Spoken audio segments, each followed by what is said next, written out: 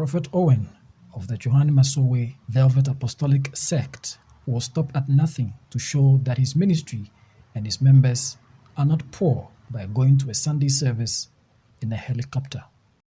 Attending the service in Chitungwiza, Prophet Owen explained that he was using the helicopter to challenge the misconception that most members of the ministry were struggling financially.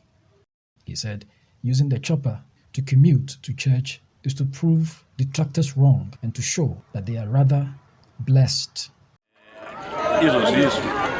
Kuya ne helicopter pa church yakandiwana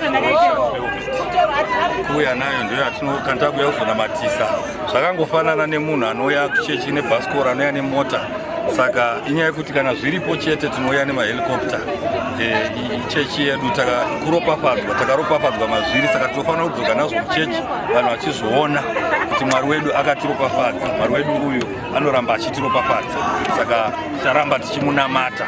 Reactions to this were mixed, as some were critical of his excessively flamboyant lifestyle and lack of modesty. Some even pinpointed the fact that some members of the sect were not doing well financially, as he had claimed.